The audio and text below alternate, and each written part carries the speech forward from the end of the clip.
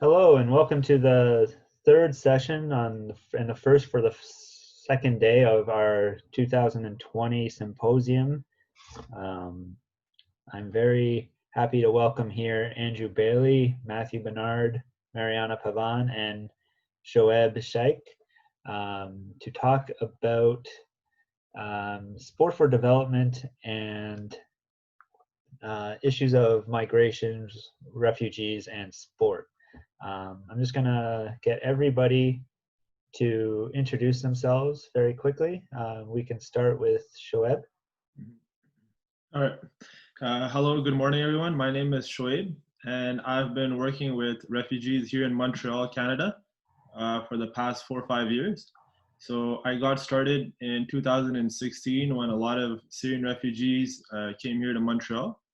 And what I wanted to do was help them better settle in Montreal and at the same time use my passion for sport. So what I did is I organized a soccer tournament back in 2016, which helped a lot of them and just helped a lot of the youth make new friendships. But one of the problems I realized later on was I never exactly asked the refugees how they felt during this experience.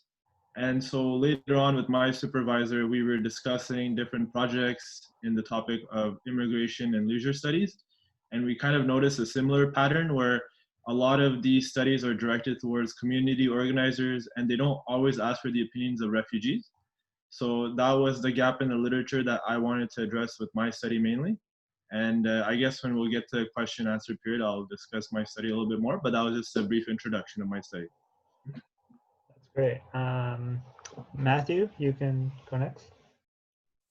Yeah, hi guys. My name is Matt Barnard. I'm a recent graduate from the University of Texas Master's Program, and I'm now working on my PhD down at Bond University in my home country of Australia.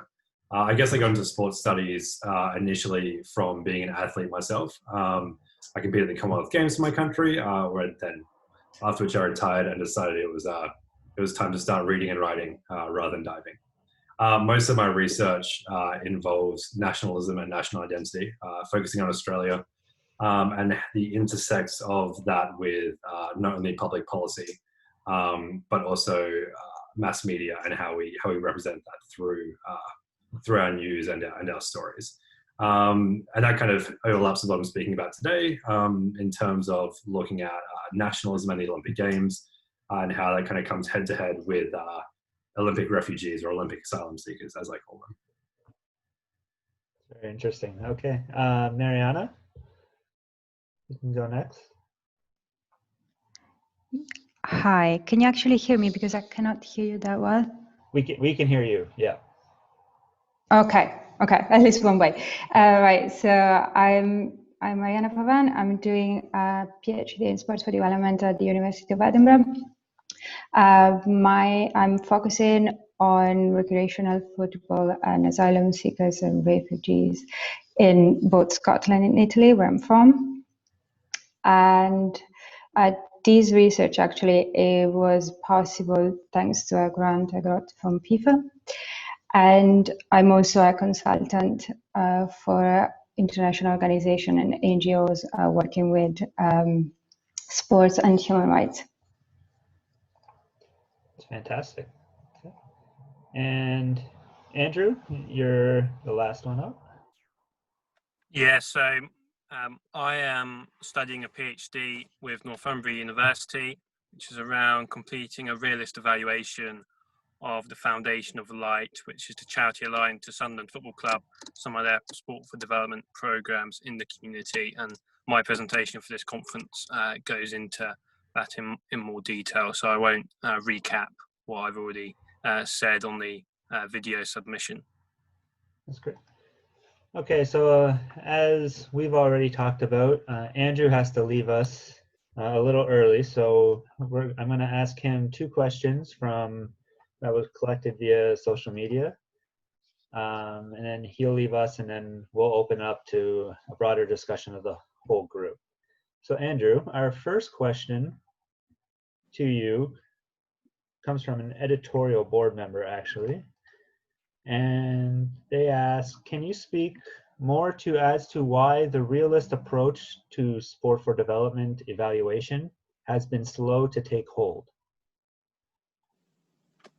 Yeah, that's a really good question, and I think there's a couple of reasons which spring to mind straight away with that. One is that it takes a lot of time and resources to carry out an effective realist evaluation, which we know within the sport for development industry, time and resources are scarce resources, and with the powers that be in terms of funders and key stakeholders, they very much want to know a simple yes or no answer whether a program is working and how many people are engaging with that program.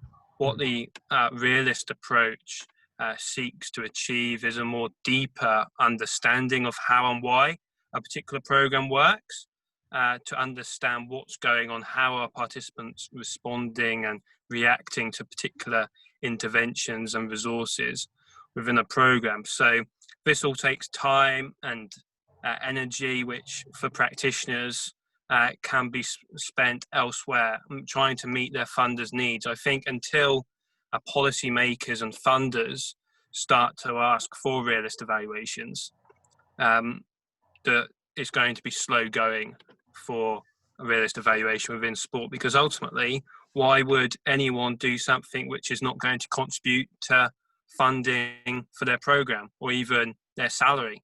They're bound to focus on what the policymakers and funders want.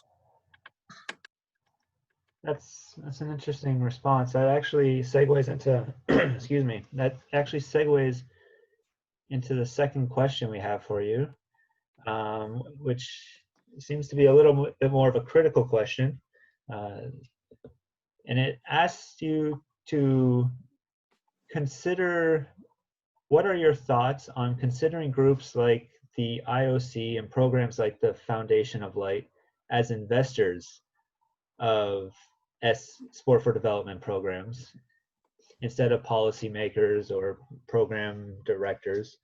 And how might this challenge the effectiveness of their programs from a realist approach? Sorry, Andy, can you just repeat that question again, please? I didn't catch the first part of it. Yep. So what are your thoughts on considering groups like the IOC and programs like the Foundation of Light as investors to sport for development programs? And how might this challenge the effectiveness of their programs from a realist point of view? So I think it's easy to forget that delivery organisations, whilst they're receiving investment from funding organisations, are still investing time and resources into particular interventions. And I think with the realist approach being so novel, I've seen it from my own experience as a practitioner. Organisations are hesitant to kind of take almost a leap of faith into this unknown methodology within sport for development. I think we're still, and it's been going on for years now, the literature hasn't really changed, we're still focused as an industry on statistics, population numbers, and how many people are engaging, and not really delving deeper into how and why a particular program works, which would then lead to better informed decisions. Now, what my PhD is trying to achieve as well is to try and link the realist evaluation to more quantifiable economic analysis, so that then organisations can see how a realist evaluation can actually lead to some effective economic analysis to reveal how much value is in a program that they're considering investing in, whether that be financial resources or people's time, energy and effort, and promotional activities. Because I think we're all too very quick to forget that investment is not just financial investment, it's also everything else that goes with it. How can I, as kind of proponent of realist evaluation within sport development, sell it in a way to practitioners, management of organisations, policymakers, funders, to make them realise that actually it is an effective way forward. And I think it is. I think there's lots of scope for it, especially considering the last 20 years. I was back in 2007, Fred Coulter, in his book, is saying that there's not enough evidence. Back in 2007, he was linking sport for development programs with realist evaluation approaches, but we still haven't seen any significant change in that regard. So there's a lot that we can do to try and sell realist evaluation to all the stakeholders involved. It's interesting. That's something that Marianna, I think, gets to a little bit into her presentation as well. Like, there's this need for data in the sport for development field, partly because the field itself is relatively new. Okay, so I'm gonna open it up to anybody if anybody else has a question for Andrew that they might want to ask. You can just indicate to me in the group chat or raise your hand function. Otherwise, we'll allow Andrew to go about his day. Does Matthew has a question? Yep. Yeah, real quick. I guess this is towards Andrew, but also Marianna. I probably pronounced that wrong. I guess just with looking at the UK specifically and thinking about attitudes towards sports development, do you think having a major multi-sport event like the Olympics in 2012, I guess, makes people feel more comfortable in embracing sport for development, or do you think there's a pushback against it? I think this is a really interesting example because on one level we had the Olympics in 2012, great. It's going to inspire a generation to take part in sport, and there were a number of sport for development programs which came about in the build-up to the Olympics and would not have happened if the Olympics were not taking place. But at the same time, the political and economic context of the UK during that period was one of austerity. So on one hand, we're arguing for an increase in sports participation, whether that be informal opportunities or through programs. But at the same time, the funding was not as significant, it's been argued, as it was prior to the period of austerity. So it's a question which we could discuss for 2 hours and still not come up with a conclusion. But I think the evidence for the impact on the Olympics, on participation in sport in the UK, is weak, and the general academic literature in agreement on that. So perhaps that's a simple answer to your question, Matthew, about the impact of the Olympics, that actually the evidence is weak. Yeah, thank you.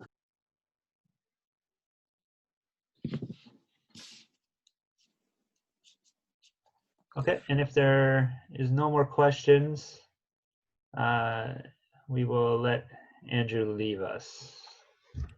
And I don't see any more, so thanks so much for joining us, Andrew.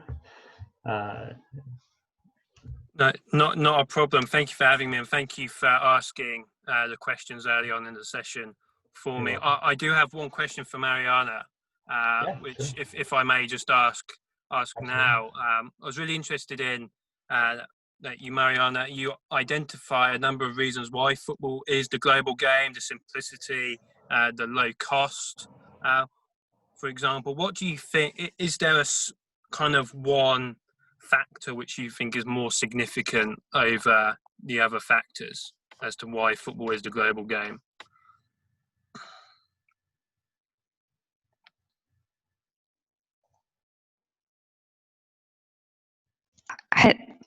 Thank you very much for the question. My problem is you keep on breaking up while you speak, so I heard my name and the factors, but then I couldn't hear the question. Sorry. She didn't hear the question. Can you just quickly say that again? Yeah. Do you think there is a most significant factor to why football is the global game? You identify a number of factors in your presentation, but is there one which you think is more significant over the others?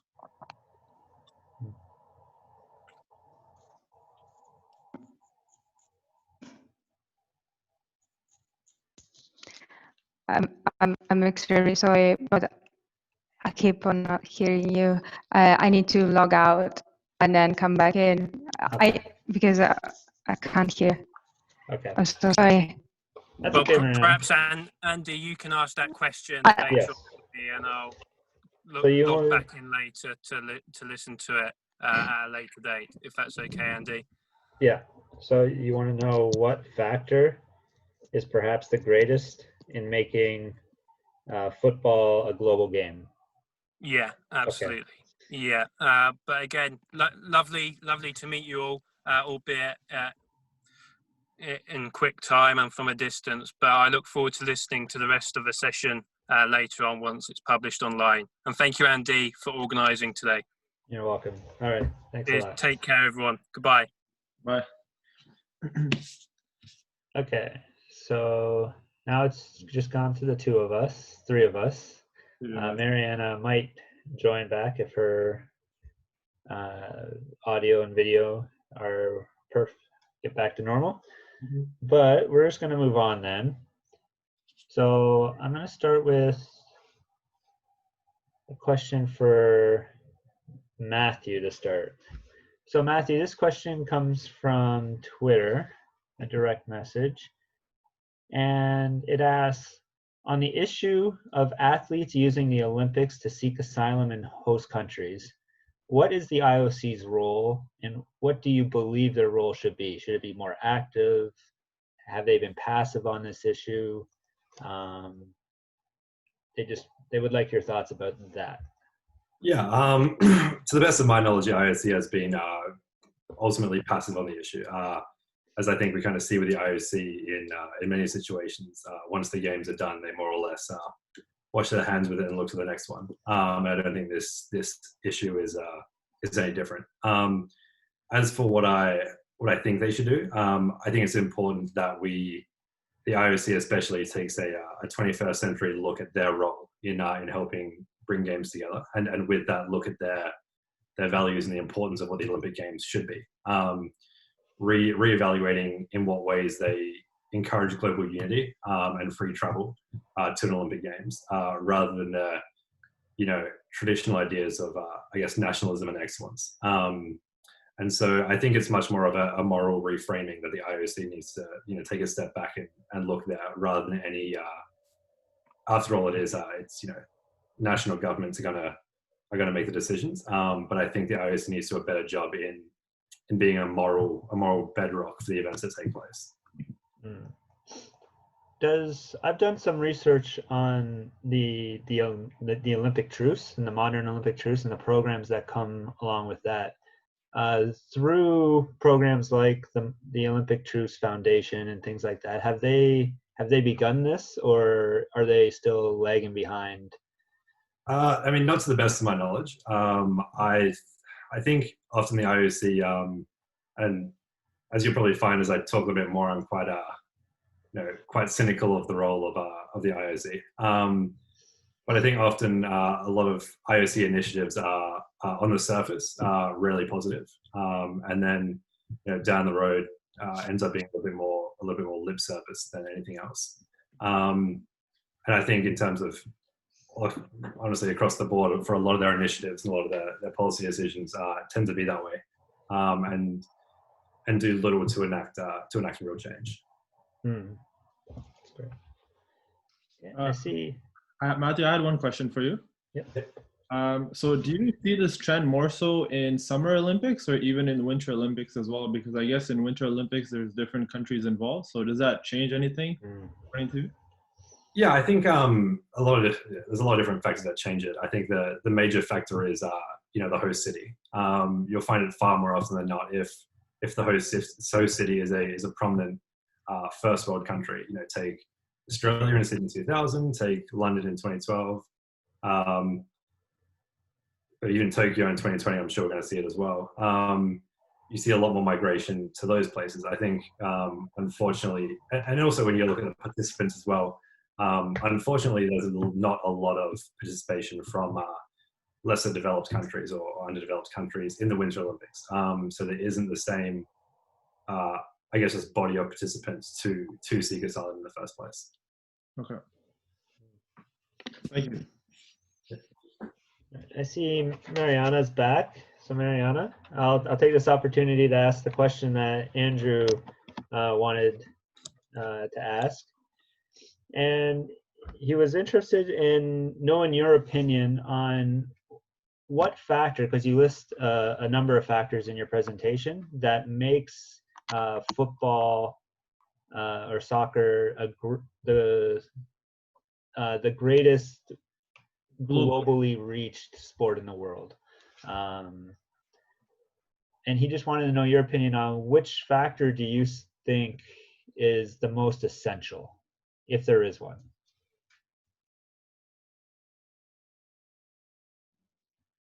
Okay. Well, first of all, the 6 factors actually came up from the interviews. So it's not me that I was looking for something specific, but it was the other way around. Yep. So it was just like some thoughts that I gathered after the interviews and watching people play. So I'm not saying that that could be applied somewhere else directly. I think that some probably are related to the fact that it was football, because it's just something that everyone would play there, and it, because I work in like in many projects with regard to human rights, and every time you ask, for example, how to gather funding and so on, they would always think about football as first sport. So that's what I found interesting. So that's why I'm like, okay, that was a good choice in terms of picking a sport. But then I don't think necessarily that those factors are gonna be awesome in any kind of project. I just thought that there were certain things that would make that particular project quite unique and therefore working quite well. Like the fact that the coaches, for example, I say lots of coaches are former players. So for them, it's easier to understand what the people that actually start playing went through. And since this research was like I picked several football teams, this was the only one that had that characteristic. And that made the difference, because when you would speak to the coaches, the approach they had was completely different from others. And so I'm not sure there is one, but some of them, for example, even the venue, not to put the football pitch somewhere like in a dodgy area or something, but in a normal sports center where everyone would just drop by, was something that you could replicate potentially. So I wouldn't say there is an order, I'm just saying that would work out, some of them. That's great. Okay, thank you. So our next question will go to Shoaib. And this person wants to know, so in your presentation, you speak about your own experiences in Montreal and how they informed your approach to your research. How do you consider the impact of this on you as an ethnographer?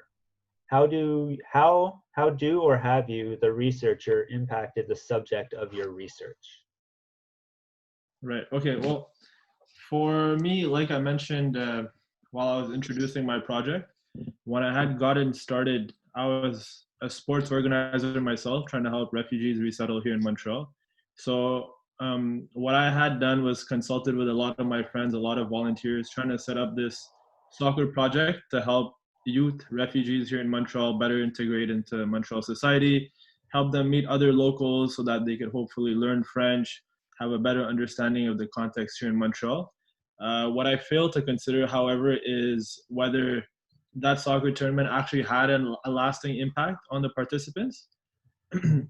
And so what I decided to do here with my ethnography was spend more time with my participants, getting to know them at least a couple of times before even starting the project to see their interest. And I do believe that me simply being there will have an impact on the research, just because I'll be informing them about Montreal, not only in terms of sports, but also like the different opportunities where they could learn how to like take French classes, where they can learn where to apply for jobs and different schooling opportunities. So throughout my whole project, I'm keeping a reflexive journal, really to see my impact on the participants. And one way I like to justify it is that if it wasn't me, maybe they would get that information from somewhere else. Maybe they'd get it online or from other community organizers. So yeah, at the end of my study, I'd like to know the perspectives of my participants, but at the same time know how I maybe influence them as well. So I'll be keeping track of both. Great. Could I ask a question to Marianna? Absolutely. Sure. Okay. So yeah, I really enjoyed your presentation because you go into asking the opinions of the sports organizers and the refugees as well. And you mentioned how it's a very inclusive environment. The coaches are very empathetic, and a lot of them have lived through this experience as well. And so what I got was that this soccer program was very inclusive. Uh, did you ask any of the refugee participants whether they felt the same way while integrating into society, or did they meet any additional barriers that maybe they didn't meet in the sports program? Or yeah, could you elaborate on that, please? Sure. Thank you for the question. So yes, let's say that usually I would start the interviews by asking them like where they come from, and that would come naturally telling me the whole story. So obviously I just got some bits in the presentation, and for some of them, for example, they were telling me that through the football program, it was a way of knowing more people, so that way they had someone to even hang out or just go like for a run, a walk, whatever, or a drink.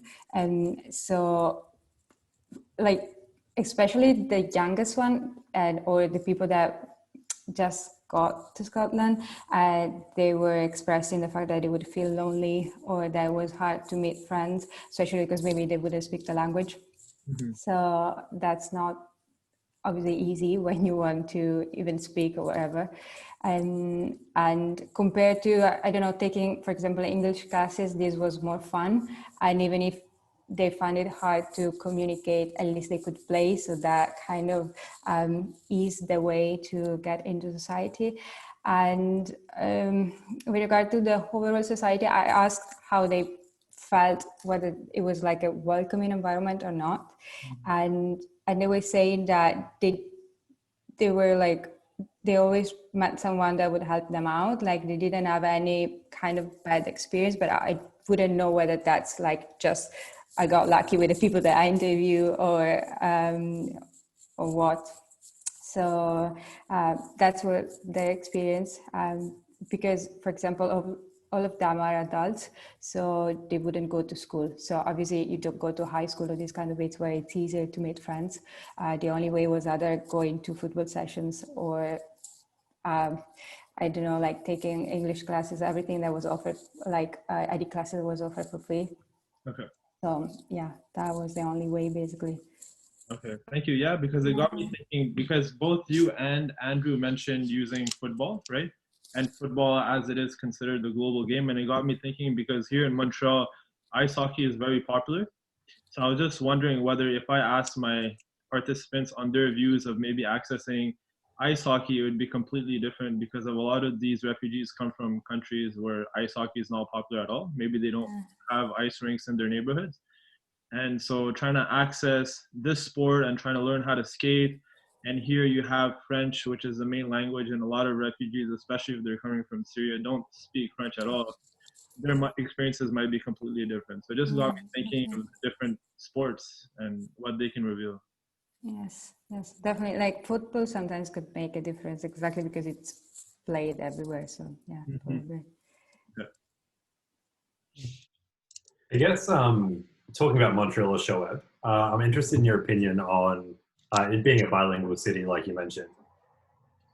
What are some of the advantages or some of the drawbacks you might see from being a bilingual city compared to say for sport for development compared to like a Toronto or an Edmonton? What kind of differences do you expect to see there? Okay, well, even though it is a bilingual city, what I would say is that in order to advance in terms of employment, in order to find a job, you really need to know French here. So that puts a lot of newcomers here at a disadvantage. But from what I've seen, and even though my master's, I'm only 1 year into my master's, I've met a lot of refugees over the past few years. And what I've noticed is that the children are a lot more keen in learning French as opposed to adults. I think for adults and the parents, they're a lot more caught up in trying to find employment and just trying to resettle in the city. Whereas for children, I've met a few refugee children in January when they first arrived to Montreal, didn't speak a word of French, even English in some cases. And then 4 or 5 months later, a lot of them picked up French and I could have conversations with them. Whereas 6 months prior to, the conversations would be using Google Translate. So I think for the youth, they adjust a lot more quickly. And your question was about Montreal being a bilingual city. I think it's important for a refugee to at least know one of the two languages, but French here would be a lot more important, especially for school and for work. Yeah. Thank you. Okay. Matthew, we have another question for you. So this person asks, in your presentation, you mentioned that American values have changed or are changing on the issue of asylum seekers. And you cite recent examples from 2018 and 2019. Is this a more recent phenomenon, or is it part of a larger historical trend?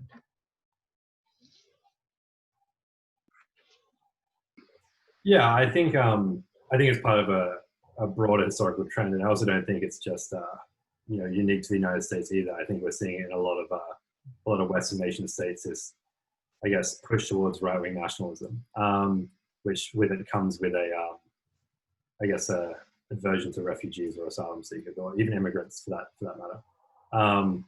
I do think it comes with historical ebbs and flows, and I like to think we're moving in a direction now, and hopefully by 2028 we'll be in a position where that isn't the case.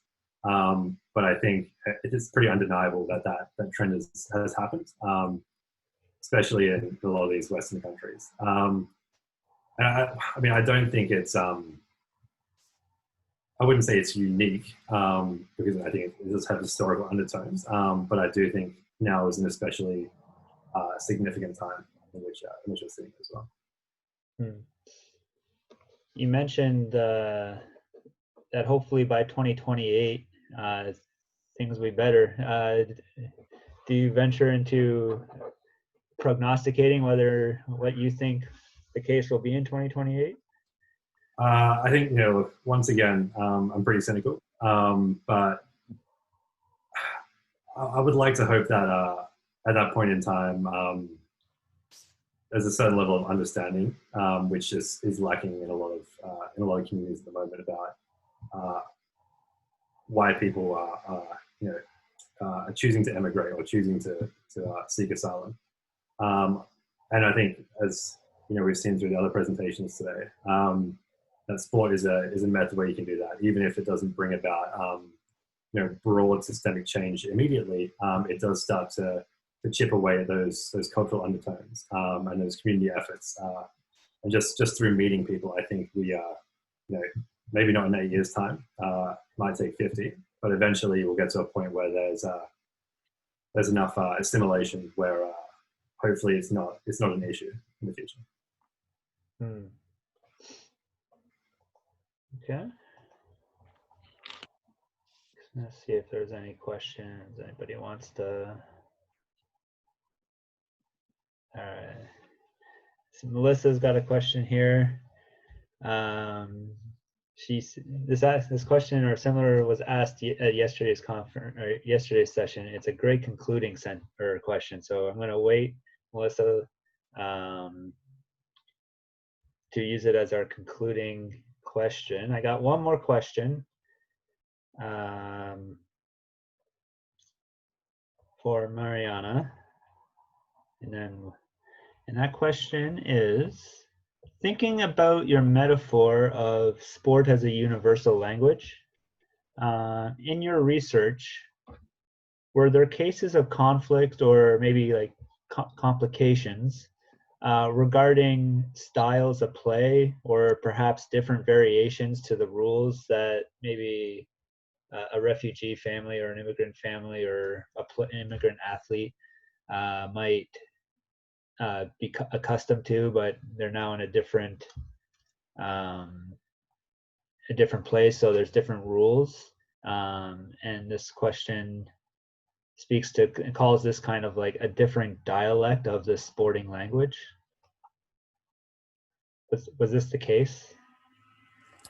Or did you Okay. find it? Thank you, first of all.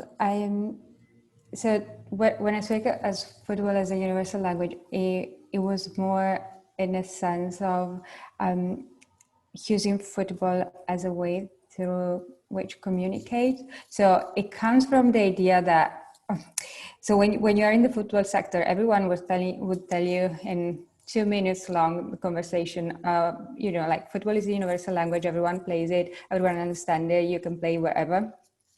So I was like, okay, let's check whether with people that actually from somewhere else, there are such a mix of people that can actually use it somehow, whether it's a universal language. But for me, it wasn't like more, it was a way of leading to friendship rather than discussing about how to play the game.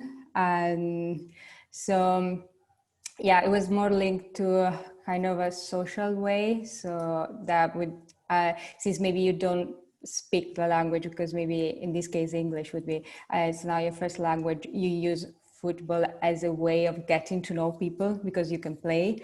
But then I asked about the football bits when it comes to the real play. And no, they was just telling me that regardless of where you come from, there was just like, they would play and then learn the rules. No, there wasn't like arguments. Obviously, it's more arguments about how you play, but in terms whether that was a goal or not. But not because it's a cultural way of playing it. It was just like, that's the game, and you play fairly or not. Not really. Yeah. But there was discussion, but it was just as in any other football pitch, not because of the people. That's what I would say. Right. Yeah, I wouldn't say that there were any difference. Yeah. That's great to hear. Okay, so we're going to get to our final concluding question, which everyone can answer, and it comes from Melissa Otterbein, who gave our distinguished speaker address yesterday. She says, I'm always curious to learn how researchers plan to use their research in their future endeavors. Do you have any plans for your research? And Shoaib, we will start with you. Okay, thank you, Melissa. Great question. And it's something I think about a lot, especially since I just started my master's, and I always think, okay, what will I do later on with my study? So especially since I chose to use ethnography as my main method and really asking the participants questions, what I decided was, you know what, by interviewing and meeting with these participants, the refugees, I'll kind of see what they have to say over the course of 6 months of my data collection. And then from there, based on their needs, hopefully take what they say and the challenges they meet in sports and go speak with policy at the policy level. So hopefully try to convince policymakers to make changes that will hopefully help them better integrate in society using sport. And so I really liked Andrew's presentation because he talks about trying to convince policymakers, because even though we might have all this qualitative data, if at the policy level they're not really interested in these changes that we might bring to them, then what's the point really?